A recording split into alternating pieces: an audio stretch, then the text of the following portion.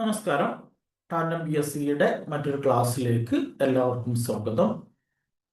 നമ്മൾ ഇന്ന് degree level പ്രിലിംസിന് സിവിക്സിന്റെ ഭാഗത്ത് നിന്ന് വന്നിട്ടുള്ള അതേപോലെ സെക്രട്ടേറിയറ്റ് OA മെയിൻസ് എക്സാമിന് സുപ്രധാന നിയമങ്ങൾ എന്ന് പറയുന്ന ഭാഗത്ത് നിന്ന് വന്നിട്ടുള്ള ചില ചോദ്യങ്ങളാണ് ഡിസ്കസ് ചെയ്യുന്നത്. നമുക്കറിയാം ഇത് രണ്ടും ഒരേ ടോപ്പിക് ആണ് അല്ലെ. 10th മെയിൻസിൽ സുപ്രധാന നിയമങ്ങൾ എന്ന് പറഞ്ഞു കൊടുത്തിട്ടുള്ള അതേ സെയിം സിലബസ് തന്നെയാണ് സിവിക്സ് എന്ന് പറഞ്ഞിട്ട് ഡിഗ്രി പ്രിലിംസിന്റെ സിലബസിൽ കൊടുത്തിട്ടുള്ളത്. പക്ഷെ ഡിഗ്രി പ്രിലിംസിന് വന്ന ചോദ്യങ്ങൾ കുറച്ചുകൂടി സ്റ്റാൻഡേർഡ് കൂടിയ ചോദ്യങ്ങളായിരുന്നു എന്നുള്ളതാണ് വ്യത്യാസമുള്ളൂ. രണ്ടും ഒരേ ഭാഗത്തു നിന്നാണ് ചോദ്യങ്ങൾ വന്നിട്ടുള്ളത്. അപ്പൊ അതോട് ബന്ധപ്പെട്ട ആദ്യം നമുക്ക് ഡിഗ്രി ലെവൽ പ്രിലിംസിന് ഫസ്റ്റ് ഫേസിൽ ചോദിച്ചിട്ടുള്ള ചോദ്യങ്ങൾ നോക്കാം. പിന്നീട് നമുക്ക് സെക്രട്ടേറിയറ്റ് OA മെയിൻസിൽ ചോദിച്ചിട്ടുള്ള ചോദ്യങ്ങൾ നോക്കാം. അപ്പൊ നമുക്ക് സമയം കളയാതെ നേരെ ക്ലാസ്സിലേക്ക് പോകാം. ഇതിലിപ്പോ ഒരു ചോദ്യം നോക്കൂ. 2024 മനുഷ്യാവകാശ ദിനത്തിന്റെ പ്രമേയം എന്ത്? അതൊരു സിമ്പിൾ ചോദ്യമാണ്. കറണ്ട് അഫയേഴ്സിന്റെ ഭാഗത്തു നിന്ന് വന്നതാണ്. എന്നാൽ നമ്മുടെ ഈ പറയുന്ന സിവിക്സുമായിട്ട് ബന്ധപ്പെട്ട ടോപ്പിക്കിലെ കറണ്ട് അഫയേഴ്സ് ആണ്. അവിടെ പ്രമേയം പറഞ്ഞത് ഒന്നില് നമ്മുടെ അവകാശങ്ങൾ നമ്മുടെ ഭാവി ഇപ്പോൾ എന്നുള്ളതാണ് ഒന്നാമത്തെ സ്റ്റേറ്റ്മെന്റ് ആയിട്ട് പറഞ്ഞത്. 2 എല്ലാവർക്കും സ്വാതന്ത്ര്യം സമത്വം നീതി. മൂന്നാമതായിട്ട് പറയുന്നത് എല്ലാവർക്കും അന്തസ് സ്വാതന്ത്ര്യം നീതി.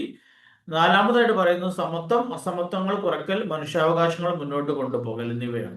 അപ്പൊ ഈ 4 സ്റ്റേറ്റ്മെന്റ് കൊടുത്തിട്ട് ഇതിൽ ഏതൊക്കെയാണ് ശരി? സത്യം പറഞ്ഞു കഴിഞ്ഞാൽ ഒരു സ്റ്റേറ്റ്മെന്റ് ക്വസ്റ്റ്യൻ ആക്കി മാറ്റിയതാണ് അല്ലെ.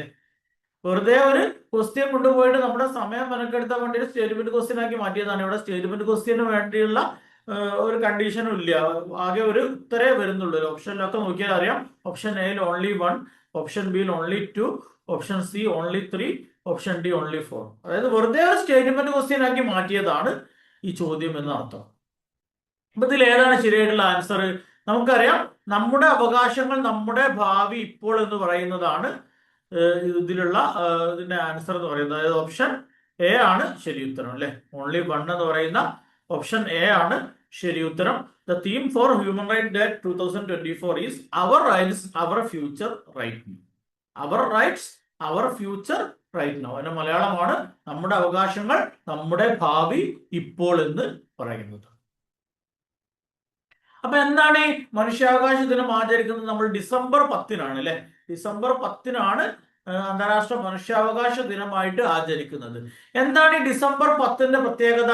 ഡിസംബർ 10-ന്റെ പ്രത്യേകത എന്ന് പറഞ്ഞാൽ 1948 എന്ത് ചെയ്യുന്നുണ്ട്? യുണൈറ്റഡ് നാഷൻസ് ജനറൽ അസംബ്ലി ഈ ഒരു മനുഷ്യാവകാശ പ്രഖ്യാപനം, അന്താരാഷ്ട്ര മനുഷ്യാവകാശ പ്രഖ്യാപനം അഡോപ്റ്റ് ചെയ്യുന്നുണ്ട്. അതിന്റെ ഓർമ്മയ്ക്ക് വേണ്ടിയാണ് ഡിസംബർ 10 എന്തായിട്ട് ആചരിക്കുന്നത്? മനുഷ്യാവകാശ ദിനമായിട്ട് ആചരിക്കുന്നത്. ഇനി മനുഷ്യാവകാശ കമ്മീഷനുമായിട്ട് ബന്ധപ്പെട്ട കുറച്ച് കാര്യങ്ങൾ നമുക്ക് ഡിസ്കസ് ചെയ്യാനുണ്ട്. നമുക്ക് ഈ ചോദ്യങ്ങളൊക്കെ നോക്കിയതിന് ശേഷം നമുക്ക് ഡിസ്കസ് ചെയ്യാം.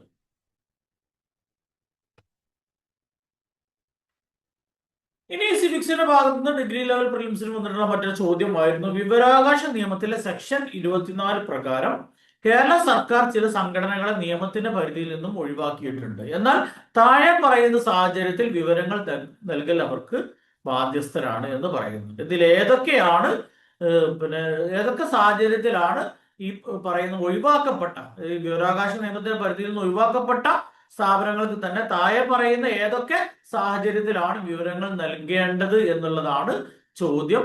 ഓപ്ഷൻ ഒന്നാമത്തെ സ്റ്റേറ്റ്മെന്റിൽ പോലീസിങ് പറയുന്നുണ്ട്, രണ്ടാമത്തെ സ്റ്റേറ്റ്മെന്റിൽ അഴിമതി പറയുന്നുണ്ട്, മൂന്നാമത്തെ സ്റ്റേറ്റ്മെന്റിൽ മനുഷ്യാവകാശ ലംഘനം പറയുന്നുണ്ട്, നാലാമത്തത് അഭിമാന കൊലകൾ പറയുന്നുണ്ട്.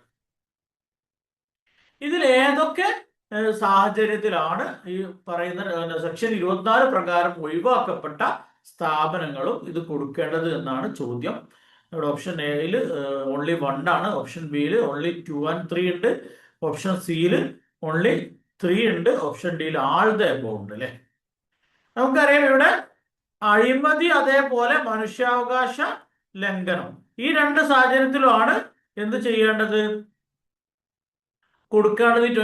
സെക്ഷൻ 24 പ്രകാരം ഒഴിവാക്കപ്പെട്ട സ്ഥാപനങ്ങളാണെങ്കിൽ കൂടി അവർക്ക് കൊടുക്കേണ്ടത്, അവർ വിവരം നൽകേണ്ടത് ഈ പറയുന്ന 2 സാഹചര്യത്തിലാണ്. ഒന്ന് അഴിമതി, മറ്റൊന്ന് മനുഷ്യാവകാശ ലംഘനങ്ങൾ. അതായത് ഓപ്ഷൻ ബി ആണ് ശരി ഉത്തരം. 2ഉം 3ഉം എന്ന് പറയുന്ന ഓപ്ഷൻ ബി ആണ് ഇവിടെ ശരി ഉത്തരം.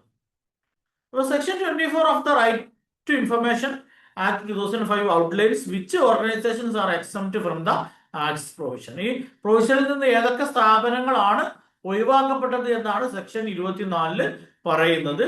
Specifically it exempts intelligence and security organisations specified in the second schedule of the act. ഈ ആക്ടിന്റെ രണ്ടാമത്തെ ഷെഡ്യൂളിൽ പറയുന്നുണ്ട് ഇതുമായിട്ട് ബന്ധപ്പെട്ട് അല്ലെ. അപ്പൊ അതിൽ പ്രധാനമായിട്ടും ഇന്റലിജൻസ് അതേപോലെ സെക്യൂരിറ്റിയുമായിട്ട് ബന്ധപ്പെട്ട രാജ്യസുരക്ഷയുമായിട്ട് ബന്ധപ്പെട്ട ഓർഗനൈസേഷൻസിനൊക്കെയാണ് ഈ ഒരു പരിധിയിൽ നിന്ന് ഒഴിവാക്കപ്പെട്ടത്. പക്ഷെ അവർക്കും എന്ത് ചെയ്യണം?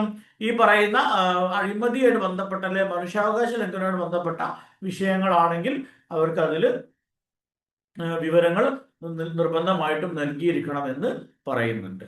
ആ സെക്ഷൻ 24 ഞാനിവിടെ കൊടുത്തിട്ടുണ്ട്. അത് കൂടുതൽ ഞാൻ വായിച്ച് ഇതാക്കുന്നില്ല. നിങ്ങളൊന്ന് ഇതിന് PDF ഞാൻ ഉൾപ്പെടുത്തും. അതൊന്നും നോക്കി വായിച്ച് ജസ്റ്റ് ഒന്ന് വായിച്ചു പോയാൽ മതി. എക്സാമിന് പോകുന്നതിന് മുമ്പ് ജസ്റ്റ് ഒന്ന് വായിച്ചു പോയാൽ മതി കേട്ടോ. ഈ നമ്മൾ പറഞ്ഞ കാര്യം തന്നെയാണ്. അതൊന്ന് ആ സെക്ഷൻ 24 കൊടുത്തിട്ടുള്ള ഭാഗങ്ങൾ അതേപോലെ ഞാൻ എടുത്ത് ഉൾപ്പെടുത്തിയതാണ് കേട്ടോ. സെക്രട്ടേറിയറ്റ് അസിസ്റ്റന്റ് മെയിൻസ് എക്സാമിന് തയ്യാറെടുക്കുന്നവർക്ക് ടാൻഡം PSC ഒരുക്കുന്ന mains plus interview batch June 16 ആരംഭിക്കുകയാണ്. Special topic general knowledge, general science, maths and mental ability, current affairs തുടങ്ങി പ്രധാനപ്പെട്ട എല്ലാ ഭാഗങ്ങളും കവർ ചെയ്യുന്ന രീതിയിലുള്ള മൊഡ്യൂളാണ് നമ്മൾ തയ്യാറാക്കിയിട്ടുള്ളത്. പ്രത്യേകിച്ച് 12 വർഷത്തെ പ്രവൃത്തി പരിചയത്തിലൂടെ സ്പെഷ്യൽ ടോപ്പിക്ക് കൃത്യമായിട്ട് നിങ്ങൾക്ക് അവതരിപ്പിച്ച് തരുന്ന രീതിയിൽ LSCS എക്സാമിനൊക്കെ ടാൻഡം PSCയുടെ ക്ലാസ് ഫോളോ ചെയ്ത ആളുകൾക്കറിയാം. സ്പെഷ്യൽ ടോപ്പിക്ക് കൃത്യമായിട്ട് ആൻസർ ചെയ്യാൻ പറ്റുന്ന രീതിയിൽ ഉദ്യോഗാർത്ഥികളെ സഹായിക്കുന്ന ഒരു ബാച്ചാണ് ടാൻഡം PSC ഒരുക്കുന്നത്. താല്പര്യമുള്ള ആളുകൾ ഇന്ന് തന്നെ ഇതിൽ കൊടുത്തിരിക്കുന്ന 7034327690 9544166690 എന്നീ നമ്പറുകളിൽ കോൺടാക്റ്റ് ചെയ്യുക. വെറും 1499 രൂപ മാത്രമാണ് ഈ ഒരു മെയിൻസ് പ്ലസ് ഇൻ്റർവ്യൂ ബാച്ചിന് നമ്മൾ ഫീസായിട്ട് ഈടാക്കുന്നത്. ജൂൺ 7 വരെ ജോയിൻ ചെയ്യുന്ന ആളുകൾക്ക് ബക്രീദ് ഓഫറായിട്ട് 10% കിഴിവുണ്ട്. അപ്പോൾ ഇന്ന് തന്നെ ജോയിൻ ചെയ്യുക. ഇനി നമ്മൾ ഈ സെക്രട്ടേറിയറ്റ് മെയിൻസിന്റെ എക്സാമിന് ഈ ഭാഗത്ത് നിന്ന് ചോദിച്ചിട്ടുള്ള ചോദ്യമാണ് നമ്മൾ നോക്കുന്നത്. 2 ചോദ്യങ്ങളായിരുന്നു ചോദിച്ചിട്ടുണ്ടായിരുന്നത്. രണ്ടും സംസ്ഥാന കമ്മീഷനുകളുമായിട്ട് ബന്ധപ്പെട്ട ചോദ്യങ്ങളായിരുന്നു. 10th മെയിൻസ് ആയതുകൊണ്ടായിരിക്കും, 10th ലെവൽ ആയതുകൊണ്ടായിരിക്കാം, സംസ്ഥാന ലെവലിലുള്ള 2 കമ്മീഷനുകളെ കുറിച്ചിട്ടാണ് ഇവിടെ ചോദിച്ചിട്ടുള്ളത്. അതിലൊന്ന് സംസ്ഥാന വനിതാ കമ്മീഷനുമായി ബന്ധപ്പെട്ട ശരിയായ പ്രസ്താവന ഏത് എന്നായിരുന്നു ചോദ്യം. ഒന്നാമത്തെ സ്റ്റേറ്റ്മെന്റ് P സതീദേവിയാണ് കമ്മീഷൻ ചെയർപേഴ്സൺ എന്ന് പറയുന്നുണ്ട്. 2 വനിതാ കമ്മീഷൻ ആസ്ഥാനം പട്ടമാണ് എന്ന് പറയുന്നുണ്ട്, തിരുവനന്തപുരം ജില്ലയിലെ പട്ടമാണെന്ന് പറയുന്നുണ്ട്. 3 വനിതാ കമ്മീഷൻ രൂപീകരിച്ചത് കേരള സംസ്ഥാന വനിതാ കമ്മീഷൻ ആക്ട് പ്രകാരമാണെന്ന് പറയുന്നുണ്ട്. ഇതിൽ ഏതൊക്കെയാണ് ശരി എന്നാണ് ചോദ്യം.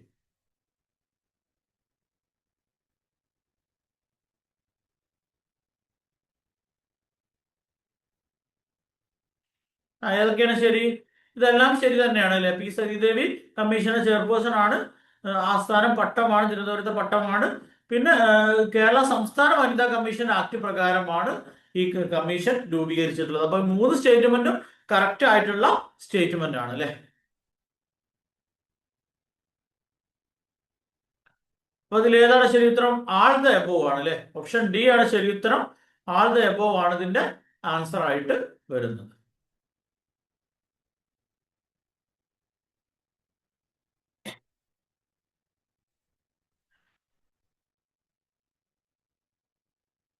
അപ്പൊ നമ്മൾ കേരള വനിതാ കമ്മീഷനെ കുറിച്ച് ഉള്ള കാര്യങ്ങൾ നോക്കാം. കേരള വനിതാ കമ്മീഷൻ ആക്ട് 1995 നിലവിൽ വരുന്നത്. 1995 കേരള വനിതാ കമ്മീഷൻ ആക്ട് നിലവിൽ വരുന്നത്. ഈ ആക്ടിന്റെ അടിസ്ഥാനത്തിലാണ് കേരള സംസ്ഥാന വനിതാ കമ്മീഷൻ രൂപീകരിക്കുന്നത്. ആക്ടിന്റെ അടിസ്ഥാനത്തിൽ കമ്മീഷൻ നിലവിൽ വരുന്നത് എന്താണ്? 1996 മാർച്ച് 14 അപ്പൊ 1995 കേരള വനിതാ കമ്മീഷൻ ആക്ട് പ്രകാരമാണ് ഈ കമ്മീഷൻ നിലവിൽ വരുന്നത്. കമ്മീഷൻ നിലവിൽ വരുന്ന ഡേറ്റ് 1996 മാർച്ച് 14 ഇതിന്റെ ആദ്യത്തെ ചെയർപേഴ്സൺ ശ്രീമതി സുഗതകുമാരി ആയിരുന്നു. കവയത്രിയൊക്കെ ആയിട്ടുള്ള ശ്രീമതി സുഗതകുമാരി ആയിരുന്നു ഇതിന്റെ ആദ്യത്തെ ചെയർപേഴ്സൺ. 3 അംഗങ്ങളും 2 എക്സ് ഒഫീഷ്യോ അംഗങ്ങളും ആദ്യത്തെ കമ്മീഷനിൽ ഉണ്ടായിരുന്നു. അപ്പൊ ആദ്യത്തെ കമ്മീഷനിൽ എത്ര അംഗങ്ങളാണ് ഉണ്ടായിരുന്നത്? 3 അംഗങ്ങൾ ഉണ്ടായിരുന്നു, 2 എക്സ് ഒഫീഷ്യോ അംഗങ്ങളും ഉണ്ടായിരുന്നു. അങ്ങനെ 1997 ഈ കമ്മീഷനെ പുനഃസംഘടിപ്പിക്കുന്നുണ്ട്, നിയമാനുസൃതം പുനഃസംഘടിപ്പിക്കുന്നുണ്ട്. സ്ത്രീകളുമായി ബന്ധപ്പെട്ട എല്ലാ പ്രശ്നങ്ങളിലും ഇടപെടുന്നത് അധികാരമുള്ള സ്ഥാപനമാണ് കേരള വനിതാ കമ്മീഷൻ. അപ്പൊ കേരള വനിതാ കമ്മീഷന്റെ അധികാരം എന്താണ്? സ്ത്രീകളുമായി ബന്ധപ്പെട്ട എല്ലാ പ്രശ്നങ്ങളിലും ഇടപെടാനുള്ള അധികാരം ആർക്കുണ്ട്? കേരള സ്റ്റേറ്റ് വനിതാ കമ്മീഷൻ ഉണ്ട്. സ്ത്രീകൾക്കെതിരായ നീതിരഹിതമായ പ്രവർത്തനങ്ങളിൽ കമ്മീഷൻ ഇടപെടുകയും ഉചിതമായ തീരുമാനങ്ങൾ കൈക്കൊള്ളുകയും സർക്കാരിന് റിപ്പോർട്ട് നൽകുകയും ചെയ്യുന്നു. കമ്മീഷന്റെ ചുമതലകളാണ് പറയുന്നത്. സമൂഹത്തിൽ സ്ത്രീകളുടെ പദവി മെച്ചപ്പെടുത്തുന്നതിന് വേണ്ടി പ്രവർത്തിക്കുക എന്നത് കമ്മീഷന്റെ ചുമതലയാണെന്ന് പറയുന്നുണ്ട്. സർക്കാർ സർവീസുകളിലും പൊതുമേഖലാ സ്ഥാപനങ്ങളിലും സ്ത്രീകളുടെ തുല്യ പങ്കാളിത്തം ഉറപ്പുവരുത്തുകയും നിയമനം, സ്ഥാനക്കയറ്റം തുടങ്ങിയ വിഷയങ്ങളിൽ ആവശ്യമുള്ള ഘട്ടങ്ങളിൽ വേണ്ട നടപടി സ്വീകരിക്കാൻ കമ്മീഷൻ സർക്കാരിന് ശുപാർശ സമർപ്പിക്കുകയും ചെയ്യുന്നുണ്ട്. അപ്പൊ എന്തൊക്കെ കാര്യങ്ങളാണ് വനിതാ കമ്മീഷൻ ചെയ്യുന്നത്? സ്ത്രീകളുടെ നീതിരഹിതമായ പ്രവർത്തനങ്ങളിൽ ഇടപെടാനുള്ള അധികാരം കമ്മീഷൻ ഉണ്ട്. അവിടെ ഉചിതമായ തീരുമാനം കൈക്കൊണ്ടുകൊണ്ട് സർക്കാരിന് റിപ്പോർട്ട് നൽകുന്നത് വനിതാ കമ്മീഷനാണ്. പിന്നെ സ്ത്രീകളുടെ പദവി മെച്ചപ്പെടുത്തുന്നതിന്, സമൂഹത്തിൽ സ്ത്രീകളുടെ പദവി മെച്ചപ്പെടുത്തുന്നതിന് വേണ്ടിയുള്ള പ്രവർത്തിക്കുക എന്നുള്ളത് കമ്മീഷന്റെ ചുമതലയാണ്. നമുക്കറിയാം ജാഗ്രതാ സമിതികൾ അടക്കം, അതേപോലെ വനിതാ എംപവർമെന്റ് അടക്കം നമ്മുടെ കേരളത്തിൽ ഇപ്പൊ നടപ്പാക്കിയിട്ടുണ്ട് അല്ലെ, സ്ത്രീകളുടെ ഉന്നമനവുമായിട്ട് ബന്ധപ്പെട്ട്. പിന്നെ സർക്കാർ സർവീസുകളിലും പൊതുസ്ഥാപനങ്ങളിലും സ്ത്രീകളുടെ തുല്യ പങ്കാളിത്തം ഉറപ്പുവരുത്തുന്നത്. സ്ത്രീകൾ കൊണ്ട് വിവേചനമില്ലാതെ പുരുഷന്മാരെ പോലെ തന്നെ സ്ത്രീകൾക്കും അവിടെ കടന്നു ചെല്ലാനുള്ള അവസരം ഒരുക്കാൻ വേണ്ടി വനിതാ കമ്മീഷൻ പ്രവർത്തിക്കുന്നുണ്ട്. അതേപോലെ ഈ സ്ഥാനക്കയറ്റം, അതായത് ഇപ്പോൾ പുരുഷ ജീവനക്കാർക്ക് നേരത്തെ സ്ഥാനക്കയറ്റം കൊടുക്കുന്ന അത്തരം സാഹചര്യങ്ങളൊന്നും പാടില്ല. എല്ലാവർക്കും ഒരുപോലെ തന്നെ സീനിയോറിറ്റി പരിഗണിച്ചുകൊണ്ട് സ്ത്രീകളെയും പുരുഷന്മാരെയും ഒരുപോലെ സ്ഥാനക്കയറ്റത്തിന് പരിഗണിക്കുന്ന രീതിയിലാണ് ഈ പറയുന്ന വനിതാ കമ്മീഷൻ ഇടപെടുന്നത്. ഇതിന്റെ ഹെഡ്ക്വാർട്ടേഴ്സ് നമ്മൾ നേരത്തെ പറഞ്ഞതുപോലെ തിരുവനന്തപുരം ജില്ലയിലെ പട്ടമാണ് ഹെഡ്ക്വാർട്ടേഴ്സ് വരുന്നത്. ഈ സംസ്ഥാന വനിതാ കമ്മീഷന് പ്രസിദ്ധീകരണമുണ്ട്. സ്ത്രീ ശക്തിയാണ് പേര്. സ്ത്രീ ശക്തി എന്ന് പറയുന്ന പ്രസിദ്ധീകരണം ആരുടേതാണ്? സംസ്ഥാന വനിതാ കമ്മീഷന്റെ പ്രസിദ്ധീകരണമാണ്. അങ്ങനെയെങ്കിൽ ദേശീയ വനിതാ കമ്മീഷന്റെ പ്രസിദ്ധീകരണമാണ് രാഷ്ട്രമഹിള. രാഷ്ട്രമഹിള ദേശീയ വനിതാ കമ്മീഷന്റെ പ്രസിദ്ധീകരണമാണ്. സംസ്ഥാന വനിതാ കമ്മീഷന്റെ പ്രസിദ്ധീകരണമാണ് സ്ത്രീ ശക്തി. ക്ലിയർ ആയിട്ടുണ്ടാകും വിചാരിക്കുന്നു. ഇനി സെക്രട്ടേറിയറ്റ് വൈ എക്സാമിന് വന്നിട്ടുള്ള മറ്റൊരു ചോദ്യമായിരുന്നു കേരള ബാലാവകാശ കമ്മീഷനുമായിട്ട് ബന്ധപ്പെട്ട ശരിയായ പ്രസ്താവന ഏതെന്ന്. ബാലാവകാശ കമ്മീഷൻ ചെയർമാൻ ശ്രീ മനോജ് കുമാർ ആണെന്ന് പറയുന്നുണ്ട്. ബാലാവകാശ കമ്മീഷൻ ആസ്ഥാനം എറണാകുളമാണെന്ന് പറയുന്നുണ്ട്. സംസ്ഥാനത്തെ എല്ലാ നിയമങ്ങളും പദ്ധതികളും ബാലന്മാരെ സംരക്ഷിക്കുന്ന തരത്തിലുള്ളതായിരിക്കണം എന്ന് കമ്മീഷൻ അനുശാസിക്കുന്നുണ്ട് എന്ന് പറയുന്നുണ്ട്. ഇതിൽ ഏതൊക്കെയാണ് ശരിയായിട്ടുള്ള ഉത്തരം എന്നുള്ളതാണ് കണ്ടുപിടിക്കേണ്ടത്. ഇവിടെ നമുക്കറിയാം ബാലാവകാശ കമ്മീഷൻ ചെയർമാൻ ശ്രീ മനോജ് കുമാർ ആണ്. കറക്റ്റ് ആയിട്ടുള്ള സ്റ്റേറ്റ്മെന്റ് ആണ് അല്ലെ, മനോജ് കുമാർ തന്നെയാണ്, കറക്റ്റ് ആണ്. എന്നാൽ ആസ്ഥാനം എറണാകുളം എന്ന് പറയുന്നത് തെറ്റാണ് അല്ലെ, ആസ്ഥാനം എറണാകുളം അല്ല തിരുവനന്തപുരമാണ് അല്ലെ. അപ്പൊ രണ്ടാമത്തെ സ്റ്റേറ്റ്മെന്റ് തെറ്റാണ്. എന്താണ്? സംസ്ഥാനത്തെ എല്ലാ നിയമങ്ങളും പദ്ധതികളും ബാലന്മാരെ സംരക്ഷിക്കുന്ന തരത്തിലായിരിക്കണം എന്ന് കമ്മീഷൻ അനുശാസിക്കുന്നു എന്ന സ്റ്റേറ്റ്മെന്റ് എന്താണ്? അത് കറക്റ്റ് ആയിട്ടുള്ള സ്റ്റേറ്റ്മെന്റ് ആണ് കേട്ടോ. അപ്പൊ 1ഉം 3ഉം കറക്റ്റ് ആയിട്ടുള്ള സ്റ്റേറ്റ്മെന്റ് ആണ്, 2 മാത്രമാണ് തെറ്റ്. അപ്പൊ 1ഉം 3ഉം എന്ന് പറയുന്ന സ്റ്റേറ്റ്മെന്റ് ഏതാണ്? ഓപ്ഷൻ ഡി ആണ് ശരി ഉത്തരം അല്ലെ. ഓപ്ഷൻ ഡി ആണ് ശരി ഉത്തരം. 1ഉം 3ഉമാണ് കറക്റ്റ് ആയിട്ടുള്ള സ്റ്റേറ്റ്മെന്റ്.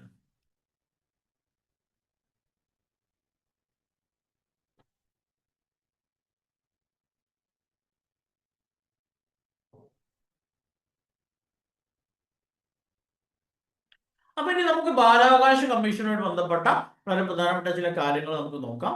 ഒന്ന്, കേന്ദ്ര നിയമമായ ബാലാവകാശങ്ങൾ സംരക്ഷിക്കുന്നതിന് വേണ്ടിയുള്ള കമ്മീഷൻ ആക്ട് പ്രകാരമാണ് ഇത് രൂപീകരിച്ചത്. നേരത്തെ നമ്മൾ വനിതാ കമ്മീഷനെ കുറിച്ച് പറഞ്ഞു. സംസ്ഥാന വനിതാ കമ്മീഷൻ രൂപീകരിച്ചത് സംസ്ഥാനത്ത് പ്രത്യേകമായിട്ടുള്ള ഒരു വനിതാ കമ്മീഷൻ നിയമപ്രകാരമാണ് രൂപീകരിച്ചത് അല്ലെ. എന്നാൽ ഈ ബാലാവകാശ കമ്മീഷന്റെ കേസിൽ 2005 കേന്ദ്ര നിയമത്തെ അടിസ്ഥാനമാക്കിയിട്ടാണ് ഇത് രൂപീകരിക്കുന്നത്. ഇതിന്റെ സ്ട്രക്ചർ എന്ന് പറയുന്നത് ഒരു ചെയർമാനും 6 അംഗങ്ങളുമാണ്. സംസ്ഥാന ബാലാവകാശ കമ്മീഷന്റെ സ്ട്രക്ചർ ഒരു ചെയർമാനും 6 അംഗങ്ങളും ചേർന്നതാണ്. ഇതിന്റെ ആസ്ഥാനം വരുന്നത് തിരുവനന്തപുരമാണ്. 2013 ജൂൺ 3 ഈ ഒരു കമ്മീഷൻ നിലവിൽ വരുന്നത്. 2012 നിയമം വരുന്നുണ്ട്. പക്ഷെ ഇത് നിയമം ഈ ബാലാവകാശ കമ്മീഷൻ രൂപീകരിക്കുന്നത് 2005 ആക്ട് പ്രകാരമാണ് എന്നാണ് പറയുന്നത് കേട്ടോ. 2005 ആക്ട് പ്രകാരമാണ് സംസ്ഥാന ബാലാവകാശ കമ്മീഷൻ രൂപീകരിക്കുന്നത്.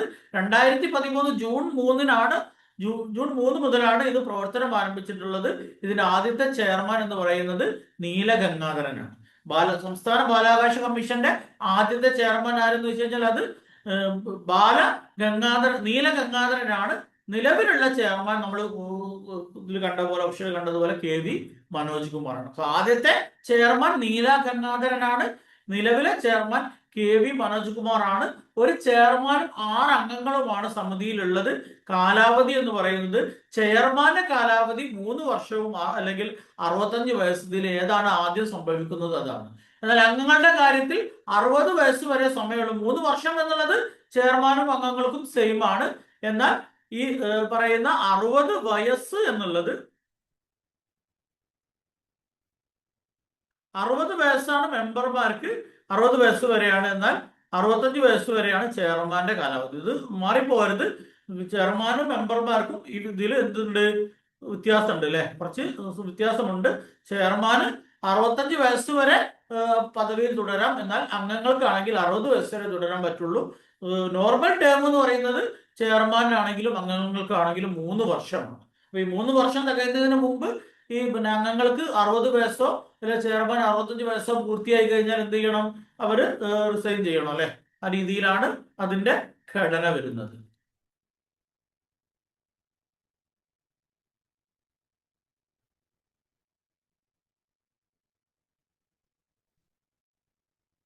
ഇനി ബാലാവകാശ കമ്മീഷന്റെ ചുമതലകളെ കുറിച്ച് അവിടെ പറയുന്നുണ്ട്. ബാലാവകാശ സംരക്ഷണത്തിന് ഒരുപാട് ചുമതലകൾ ഇതിന്റെ വെബ്സൈറ്റിൽ പറയുന്നുണ്ട്. ഒരുപാടുണ്ട്. അതിൽ പ്രധാനപ്പെട്ടത് മാത്രമേ ഇതിൽ എടുത്തിട്ടുള്ളൂ. ഒന്ന്, ബാലാവകാശ സംരക്ഷണത്തിനായി നിലവിലുള്ള നിയമപ്രകാരമുള്ള സുരക്ഷാ വ്യവസ്ഥകൾ പരിശോധിക്കുകയും അവലോകനം ചെയ്യുകയും അവയുടെ ഫലപ്രദമായ നടത്തിപ്പിനുള്ള മാർഗങ്ങൾ ശുപാർശ ചെയ്യുകയും ചെയ്യുക എന്നുള്ളതാണ് ഒരു ചുമതല.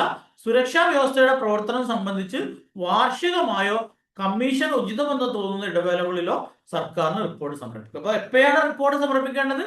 ഒന്നുകിൽ വാർഷികമായിട്ട് റിപ്പോർട്ട് സമർപ്പിക്കാം, അല്ലെങ്കിൽ ഈ കമ്മീഷന് ഉചിതമെന്ന് തോന്നുന്ന സമയത്തും ഒരു പ്രത്യേക ഇടവേളകളിലും എന്ത് ചെയ്യാം, ഈ സംസ്ഥാന സർക്കാരിന് എന്ത് ചെയ്യാം, ഈ കമ്മീഷന് റിപ്പോർട്ട് സമർപ്പിക്കാം. ബാലാവകാശ ലംഘനങ്ങളെ കുറിച്ച് അന്വേഷിക്കുകയും അത്തരം കേസുകളിൽ ഉചിതമായ നടപടികൾക്ക് ശുപാർശ ചെയ്യുകയും ചെയ്യുക എന്നുള്ളത് ഇതിന്റെ ചുമതലയാണ്. അതേപോലെ തീവ്രവാദം, വർഗീയ ലഹള, കലാപം, പ്രകൃതി ദുരന്തങ്ങൾ, ആഭ്യന്തര സംഘർഷങ്ങൾ, HIV AIDS, മനുഷ്യക്കടത്ത്, നിന്ദ, പീഡനവും ചൂഷണവും, അശ്ലീല സാഹിത്യവും വേഷവൃത്തിയും എന്നിങ്ങനെ ബാലാവകാശങ്ങൾ ലംഘിക്കപ്പെടുന്നതോ നിഷേധിക്കപ്പെടുന്നതോ ആയ എല്ലാ കാര്യങ്ങളെ സംബന്ധിച്ചുള്ള വിഷയങ്ങൾ പരിശോധിക്കുകയും ആവശ്യമായ പരിഹാര മാർഗങ്ങൾ ശുപാർശ ചെയ്യുക എന്നുള്ളതും ഇതിന്റെ ചുമതലയാണ്. അതായത് ഈ പറയുന്ന സാഹചര്യത്തിലൊക്കെ ഈ കുട്ടികളെ ചൂഷണത്തിന് വിധേയപ്പെടുന്നുണ്ടെങ്കിൽ, അല്ലെങ്കിൽ കുട്ടികളുടെ നീതി നിഷേധിക്കപ്പെടുന്നുണ്ടെങ്കിൽ അവയൊക്കെ കുറിച്ച് പഠിച്ച് അതിനു വേണ്ടിയുള്ള റിപ്പോർട്ടുകൾ, പരിഹാര മാർഗങ്ങൾ ശുപാർശ ചെയ്യുക എന്നുള്ളത് ഈ ബാലാവകാശ കമ്മീഷന്റെ ചുമതലയിൽ പെട്ടതാണ്. ഇത് 2 കമ്മീഷൻ പറയുമ്പോൾ അതിന്റെ കൂടെ സംസ്ഥാനത്തെ മറ്റു കമ്മീഷനുകൾ കൂടി നമ്മൾ ജസ്റ്റ് ഒന്ന് നോക്കി വെക്കാം. കേരള സംസ്ഥാന മനുഷ്യാവകാശ കമ്മീഷനെ കുറിച്ച് പറയുന്നുണ്ട്. 1998 ഡിസംബർ 11 കേരള സംസ്ഥാന മനുഷ്യാവകാശ കമ്മീഷൻ രൂപീകരിച്ചിട്ടുള്ളത്. അതിന്റെ ആസ്ഥാനം തിരുവനന്തപുരം തന്നെയാണ്. നമ്മൾ പറഞ്ഞതിനൊക്കെ ആസ്ഥാനം തിരുവനന്തപുരം തന്നെയാണ്. പട്ടം എന്ന് എടുത്തു പറയുന്നത് വനിതാ കമ്മീഷന്റെ കാര്യത്തിൽ കേട്ടോ. അപ്പൊ ഇതിന്റെ ഘടന എങ്ങനെയാണ്? സംസ്ഥാന മനുഷ്യാവകാശ കമ്മീഷന്റെ ഘടന എന്ന് പറയുന്നത് ഒരു ചെയർമാനും 2 അംഗങ്ങളും ചേർന്നതാണ്. ഒരു ചെയർമാനും 2 അംഗങ്ങളും ചേർന്നതാണ് ഇതിന്റെ ഘടന എന്ന് പറയുന്നത്. ആദ്യത്തെ ചെയർമാൻ MM പരീത് പിള്ളയാണ്. ആദ്യത്തെ ചെയർമാൻ MM പരീത് പിള്ളയാണ്. നിലവിലെ ചെയർമാൻ ആണെങ്കിൽ അലക്സാണ്ടർ തോമസ് ആണ്. നിലവിലെ ചെയർമാൻ ആരാണ്? അലക്സാണ്ടർ തോമസ് ആണ് നിലവിലെ സംസ്ഥാന മനുഷ്യാവകാശ കമ്മീഷന്റെ ചെയർമാനായിട്ട് വരുന്നത്. 2024 ഇദ്ദേഹത്തെ നിയമിച്ചിട്ടുള്ളത്. അപ്പൊ ആദ്യത്തെ ചെയർമാൻ ആരാണ്? MM പരീത് പിള്ളയാണ്. നിലവിലെ ചെയർമാൻ അലക്സാണ്ടർ തോമസ് ആണ്. ദേശീയ മനുഷ്യാവകാശ കമ്മീഷന് കീഴിൽ കേരള സംസ്ഥാനത്ത് പ്രവർത്തിക്കുന്ന ഘടകമാണ് കേരള സംസ്ഥാന മനുഷ്യാവകാശ കമ്മീഷൻ. അപ്പൊ ദേശീയ മനുഷ്യാവകാശ കമ്മീഷന്റെ കീഴിൽ പ്രവർത്തിക്കുന്ന ഒരു ഘടകമാണ് സംസ്ഥാന മനുഷ്യാവകാശ കമ്മീഷൻ. 1993 ഇന്ത്യൻ പാർലമെന്റ് പാസാക്കിയ മനുഷ്യാവകാശ സംരക്ഷണ നിയമം അനുശാസിക്കുന്ന അധികാരങ്ങളും ഉത്തരവാദിത്തങ്ങളും നിർവഹിക്കുകയാണ് മനുഷ്യാവകാശ കമ്മീഷന്റെ ചുമതല. അപ്പൊ 1993 നിയമം ഉണ്ടല്ലോ, ഈ നിയമത്തിന്റെ അടിസ്ഥാനത്തിലാണ്, അല്ല ആ നിയമം നിയമത്തിലെ വ്യവസ്ഥകളാണ്, നിയമം പറയുന്ന അധികാരങ്ങളും ചുമതലകളുമാണ് ആർക്കുള്ളത്? സംസ്ഥാന മനുഷ്യാവകാശ കമ്മീഷൻ ഉള്ളത്. 1998 ഡിസംബർ 11 സംസ്ഥാന മനുഷ്യാവകാശ കമ്മീഷൻ രൂപീകരിച്ചത്. ഒരു ചെയർമാനും 2 അംഗങ്ങളുമാണ് ഈ സമിതിയുടെ സ്ട്രക്ചർ.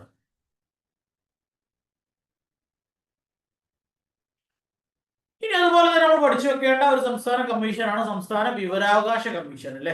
ഈ സംസ്ഥാന വിവരാവകാശ കമ്മീഷൻ സ്ഥാപിച്ചത് 2005 ഡിസംബർ 19 2005 ഡിസംബർ 19 സംസ്ഥാന വിവരാവകാശ കമ്മീഷൻ സ്ഥാപിച്ചിട്ടുള്ളത്.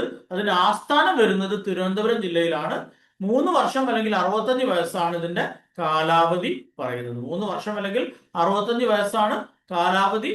ഒരു മുഖ്യ വിവരാവകാശ കമ്മീഷണറും 5 കമ്മീഷണർമാരും അടങ്ങിയതാണ് ഇതിന്റെ ഘടന എന്ന് പറയുന്നത്. അപ്പോൾ ഈ സംസ്ഥാന വിവരാവകാശ കമ്മീഷന്റെ ഘടന എന്ന് പറയുന്നത് ഒരു മുഖ്യ വിവരാവകാശ കമ്മീഷണറും 5 കമ്മീഷണർമാരും, അങ്ങനെ മൊത്തം 6 അംഗങ്ങളാണ്.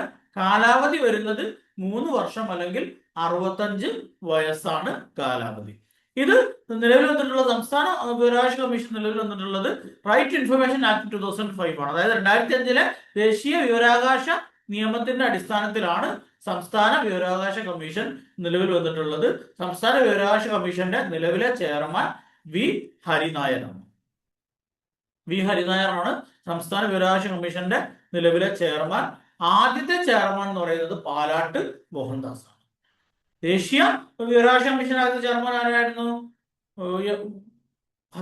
വജാഹത്ത് ഹബീബുള്ളയായിരുന്നു അല്ലെ. വജാഹത്ത് ഹബീബുള്ളയായിരുന്നു ദേശീയ വിവരാവകാശ കമ്മീഷന്റെ ആദ്യത്തെ ചെയർമാൻ. ആരായിരുന്നു? വജാഹത്ത് ഹബീബുള്ളയായിരുന്നു അല്ലെ.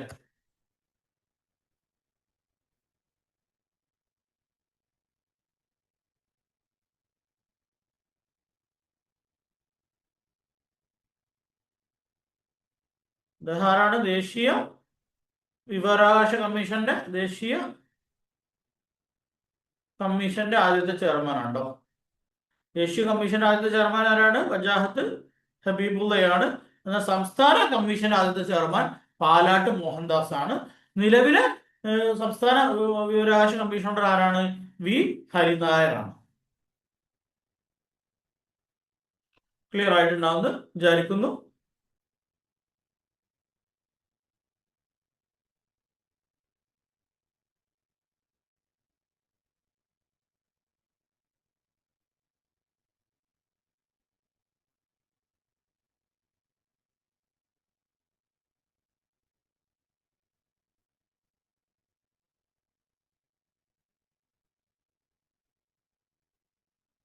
ഇനി നമ്മൾ ഓരോ കമ്മീഷനുകളും അതിന്റെ ഘടനയും ജസ്റ്റ് ഒന്ന് ഒരു ടേബിളായിട്ട് ഇവിടെ കൊടുത്തിട്ടുണ്ട്. പരസ്പരം കമ്പയർ ചെയ്ത് പഠിക്കാൻ പറ്റിയ രീതിയിൽ ഒരു ടേബിളായിട്ട് തന്നെ കൊടുത്തിട്ടുണ്ട്. PDF നോട്ട്സിൽ ഞാൻ ഉൾപ്പെടുത്തു. അപ്പോൾ അത് നോക്കിയിട്ട് കൃത്യമായിട്ട് പഠിച്ചു വെക്കണം. ഇത് ഈ ഭാഗത്തുനിന്നൊക്കെ ചോദ്യം വരാം. എല്ലാ എക്സാമിനും കഴിഞ്ഞ LSCS മെയിൻസ് എക്സാമിനടക്കം ഈ ഭാഗത്തുനിന്ന് ചോദ്യം വന്നിട്ടുണ്ടായിരുന്നു. പക്ഷെ അതിൽ ഓപ്ഷനിൽ തെറ്റായിട്ടായിരുന്നു ആൻസർ കൊടുത്തിട്ടുണ്ടായിരുന്നു. മനുഷ്യാവകാശ കമ്മീഷന്റെ കാലാവധി 3 വർഷം കൊടുക്കേണ്ടതിന് പകരം 5 വർഷമായിരുന്നു കൊടുത്തിട്ടുണ്ടായിരുന്നത്. അതുകൊണ്ട് ആ ക്വസ്റ്റ്യൻ ഡിലീറ്റ് ചെയ്യാനുണ്ടായത്. അപ്പൊ എല്ലാ പരീക്ഷകൾക്കും ചോദ്യം വരുന്ന ഒരു ഭാഗമാണ് ഈ പറയുന്ന സുപ്രധാന നിയമങ്ങൾ എന്ന് പറയുന്ന ഭാഗം. ഇവിടെ നമ്മൾ ഓരോ കമ്മീഷൻ നോക്കാം. റൈറ്റ് ഇൻഫർമേഷൻ കമ്മീഷൻ കേന്ദ്രത്തിൻ്റെതാണ് പറയുന്നത്. അത് 6 വർഷം അല്ലെങ്കിൽ 65 വയസ്സാണ് അതിന്റെ കാലാവധി, ടേം ഓഫ് ഓഫീസ്. അതിന്റെ സ്ട്രക്ചർ എന്ന് പറയുന്നത് മുഖ്യ വിവരാവകാശ കമ്മീഷണറും പിന്നെ 10 കൂടാത്ത പിന്നെ കമ്മീഷണർമാരുമാണ് ദേശീയ വിവരാവകാശ കമ്മീഷൻ ഉള്ളത്. 2005 നിയമപ്രകാരമാണ് രൂപീകരിക്കപ്പെട്ടത്. അതേപോലെ സംസ്ഥാനത്തിലെ കാര്യം നേരത്തെ പറഞ്ഞു. 6/65 തന്നെയാണ് അതിന്റെ സ്ട്രക്ചർ എന്ന് പറയുന്നത്. അംഗങ്ങളുടെ എണ്ണത്തിൽ മാറ്റമുണ്ട്. സ്റ്റേറ്റ് ചീഫ് ഇൻഫർമേഷൻ കമ്മീഷണർ ഉണ്ട്, പിന്നെ 5 ഇൻഫർമേഷൻ കമ്മീഷണർമാരും ഉണ്ടാകും. അങ്ങനെയാണ് സംസ്ഥാനത്തിന്റെ ഘടന. കേന്ദ്രത്തിലാണെങ്കിൽ മൊത്തം 10 കൂടാത്തത് എന്നാണ് പറയുന്നത്. സംസ്ഥാനത്താണെങ്കിൽ 5 എന്ന് പറയുന്നുണ്ട്. രണ്ടും കേന്ദ്ര നിയമത്തെ അടിസ്ഥാനമാക്കിയിട്ടാണ് നിലവിൽ വന്നിട്ടുള്ളത്. പിന്നെ നാഷണൽ ഹ്യൂമൻ റൈറ്റ് കമ്മീഷനാണ് പിന്നെ പറയുന്നത്. നാഷണൽ ഹ്യൂമൻ റൈറ്റ് കമ്മീഷന്റെ ടേം എന്ന് പറയുന്നത് 3 വർഷം അല്ലെങ്കിൽ 70 വയസ്സാണ്. ഇത് 5 വർഷം 70 വയസ്സായിരുന്നു നേരത്തെ. പിന്നീട് 2019 ഭേദഗതിയിലാണ് ഇത് 3/70 വയസ്സായി വരുന്നത്. ഞാൻ പറഞ്ഞത് LSCS പരീക്ഷയ്ക്ക് അപ്ഡേറ്റ് ചെയ്യുന്നതിന് മുമ്പുള്ള 5/70 ആയിരുന്നു ഓപ്ഷനിൽ കൊടുത്തിട്ടുണ്ടായിരുന്നത്, അതുകൊണ്ടാണ് ക്വസ്റ്റ്യൻ ഡിലീറ്റ് ചെയ്തത്. അപ്പോൾ ദേശീയ മനുഷ്യാവകാശ കമ്മീഷന്റെ കാലാവധി 3 വർഷം അല്ലെങ്കിൽ 70 വയസ്സാണ്. സംസ്ഥാന മനുഷ്യാവകാശ കമ്മീഷൻ ആണെങ്കിലും 3 വർഷം അല്ലെങ്കിൽ 70 വയസ്സാണ് കാലാവധി വരുന്നത്. സ്ട്രക്ചർ എന്ന് പറയുന്നത് ദേശീയ മനുഷ്യാവകാശ കമ്മീഷന്റെ സ്ട്രക്ചർ ചെയർപേഴ്സൺ, വൈസ് ചെയർപേഴ്സൺ, പിന്നെ 5 ഫുൾ ടൈം മെമ്പേഴ്സ് ഉണ്ട്, പിന്നെ 7 എക്സ് ഒഫീഷ്യോ അംഗങ്ങളുമുണ്ട്. 1993 മനുഷ്യാവകാശ നിയമം അല്ലെങ്കിൽ protection of human rights act പ്രകാരമാണ് കമ്മീഷൻ നിലവിൽ വന്നിട്ടുള്ളത്. സംസ്ഥാനത്തിന്റെ കേസിൽ അതിന്റെ സ്ട്രക്ചർ എന്ന് പറയുന്നത് ചെയർപേഴ്സണും 2 അംഗങ്ങളുമാണ് സംസ്ഥാന മനുഷ്യാവകാശ കമ്മീഷനിൽ വരുന്നത്. 1993 നിയമപ്രകാരം തന്നെയാണ് ഇത് രൂപീകരിക്കപ്പെട്ടിട്ടുള്ളത്. ഇനി ദേശീയ വനിതാ കമ്മീഷനെ കുറിച്ചാണ് ഇനി പറയുന്നത്. നാഷണൽ കമ്മീഷൻ ഫോർ വുമൺ, അത് 3 വർഷമാണ് അതിന്റെ ടേം എന്ന് പറയുന്നത്. ചെയർപേഴ്സൺ, 5 അംഗങ്ങളും ഒരു മെമ്പർ സെക്രട്ടറിയുമാണ് അതിന്റെ സ്ട്രക്ചർ. അപ്പോൾ ദേശീയ മനുഷ്യാവകാശ കമ്മീഷന്റെ സ്ട്രക്ചർ എങ്ങനെയാണ്? ചെയർപേഴ്സൺ ഉണ്ട്, 5 അംഗങ്ങളുണ്ട്, പിന്നെ മെമ്പർ സെക്രട്ടറി ഉണ്ട്.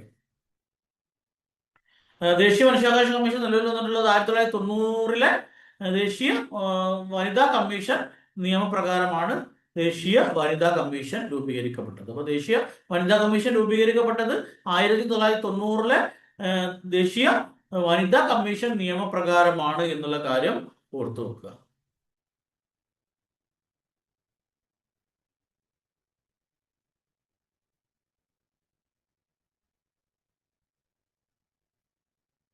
ഇനി നമ്മൾ നേരത്തെ പറഞ്ഞ കേരള സ്റ്റേറ്റ് വുമൺ കമ്മീഷനിൽ 5 വർഷമാണ് കാലാവധി. പിന്നെ ചെയർപേഴ്സണും 4 അംഗങ്ങളുമാണ് ഉണ്ടാവുക. കേരള വുമൺ കമ്മീഷൻ ആക്ട് 1995 പ്രകാരമാണ് രൂപീകരിക്കപ്പെട്ടത് അല്ലെ.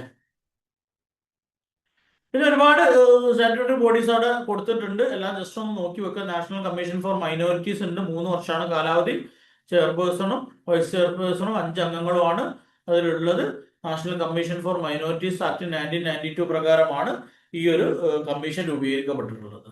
മറ്റൊരു സ്റ്റാറ്റ്യൂട്ടറി ബോഡിയാണ് unique identification authority of India. നമ്മുടെ ആധാറുമായിട്ട് ബന്ധപ്പെട്ടുള്ള UIDA എന്ന് പറയില്ലേ, അത് രൂപീകരിക്കപ്പെട്ടത് 2016 ആധാർ ആക്ട് പ്രകാരമാണ്. Targeted delivery of financial and other subsidies beneficiary service act 2016 എന്നൊക്കെ പറയും, അല്ലെങ്കിൽ ആധാർ ആക്ട് 2016 ഭാഗമായിട്ടാണ് UIDA രൂപീകരിക്കപ്പെട്ടത്. അതിന് പ്രത്യേക ഒരു ടേം ഒന്നും പറയുന്നില്ല.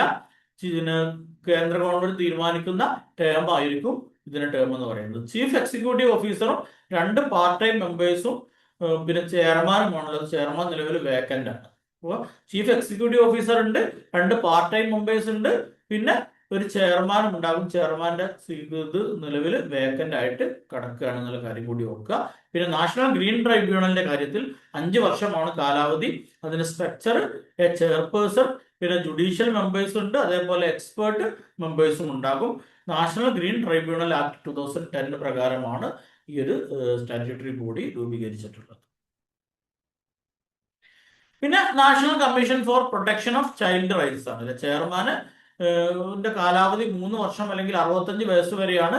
എന്നാൽ അംഗങ്ങളുടെ കാലാവധി ചെറിയ മാറ്റമുണ്ട്, 3 വർഷം അല്ലെങ്കിൽ 60 വയസ്സാണ്. അത് സംസ്ഥാനത്തിനും കേന്ദ്രത്തിനും ഒരുപോലെയാണല്ലോ. സംസ്ഥാന ബാലാവകാശ കമ്മീഷന്റെ കാര്യം നമ്മൾ നേരത്തെ ഡിസ്കസ് ചെയ്തിട്ടുണ്ടായിരുന്നു. അതേപോലെ തന്നെയാണ് ദേശീയ ബാലാവകാശ കമ്മീഷന്റെയും സ്ട്രക്ചർ. ചെയർമാന്റെയും അംഗങ്ങളുടെ കാലാവധി 3 വർഷം തന്നെയാണ്. എന്നാൽ പിന്നെ ഏജ് ലിമിറ്റ് വരുന്നത് 65 വയസ്സ് വരെ ചെയർമാന്, മെമ്പർമാർക്ക് 60 വയസ്സ് വരെയാണ്. ഇതിന്റെ സ്ട്രക്ചർ എന്ന് പറയുന്നത് ചെയർപേഴ്സൺ ആണ്, 6 മെമ്പേഴ്സ് ആണ്. അത് സംസ്ഥാനത്താണെങ്കിലും കേന്ദ്രത്തിലാണെങ്കിലും അതേപോലെ തന്നെയാണ് വരുന്നത്. Commission for protection of child rights act 2005 പ്രകാരമാണ് 2 സമിതികളും നിലവിൽ വന്നിട്ടുള്ളത്. കേന്ദ്ര ബാലാവകാശ കമ്മീഷൻ ആണെങ്കിലും സംസ്ഥാന ബാലാവകാശ കമ്മീഷൻ ആണെങ്കിലും നിലവിൽ വന്നിട്ടുള്ളത് ഈ 2005 നിയമപ്രകാരമാണ്. ക്ലിയർ ആയിട്ടുണ്ടാവും വിചാരിക്കുന്നു. അപ്പൊ അത്രയും കാര്യങ്ങളാണ് അവിടെ നമുക്ക് ഡിസ്കസ് ചെയ്യാനുള്ളത്.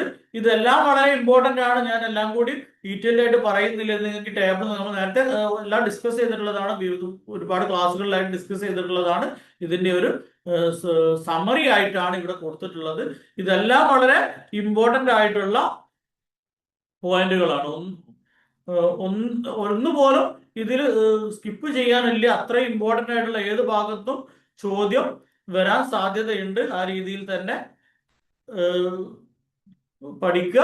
ഇത് ഇങ്ങനെ ടേബിൾ ആക്കി കൊടുത്തുകൊണ്ട് തന്നെ കമ്പയർ ചെയ്ത് പഠിക്കുക. ഏതൊക്കെയാണ് 6 വർഷം വരുന്നത്, ഏതൊക്കെയാണ് 5 വർഷം വരുന്നത്, ഏതൊക്കെയാണ് 3 വർഷം വരുന്നത്, അതേപോലെ അംഗങ്ങളുടെ എണ്ണം. ഇതൊക്കെ ഒന്ന് രണ്ട് തവണ നമുക്ക് റിവൈസ് ചെയ്ത് പഠിച്ചു കഴിഞ്ഞാൽ ഇത് മനസ്സിലാകുന്ന രീതിയിലുള്ള വിഷയങ്ങൾ ഇതിലുള്ളൂ. അതുകൊണ്ട് ഓവർ കോംപ്ലിക്കേഷൻ ഒന്നുമില്ല. പ്രത്യേകിച്ച് നമ്മൾ ഈ 10th ലെവൽ മെയിൻസിന് ലബോറട്ടറി അസിസ്റ്റന്റിനൊക്കെ തയ്യാറെടുക്കുന്ന ആളുകളാണെങ്കിൽ ഈ കേരളത്തിലെ കമ്മീഷനുകളെ കുറിച്ച് കൃത്യമായിട്ട് പഠിക്കുന്നത് നല്ലതാണ്. കാരണം 2 ചോദ്യങ്ങൾ വന്നതും സംസ്ഥാന കമ്മീഷനെ കുറിച്ചിട്ടാണ് സെക്രട്ടേറിയറ്റ് OA മെയിൻസിന്. അതുകൊണ്ട് തന്നെ ഈ ഒരു ലബോറട്ടറി അസിസ്റ്റന്റ് എക്സാമിനും ആ തരത്തിൽ സംസ്ഥാന കമ്മീഷനുകളെ കുറിച്ചുള്ള ചോദ്യങ്ങൾ നമ്മൾ പ്രതീക്ഷിക്കാം. കേന്ദ്ര കമ്മീഷനെ കുറിച്ച് വരൂല എന്നല്ല, അതും പഠിക്കണം. ഇത് കുറച്ചുകൂടി ഇമ്പോർട്ടൻസ് കൊടുത്തുകൊണ്ട് പഠിക്കാൻ വേണ്ടി നിങ്ങൾ ശ്രമിക്കണം. അപ്പൊ നന്നായി പഠിക്കുക. നല്ലൊരു ക്ലാസ്സുമായിട്ട് വീണ്ടും കാണാം.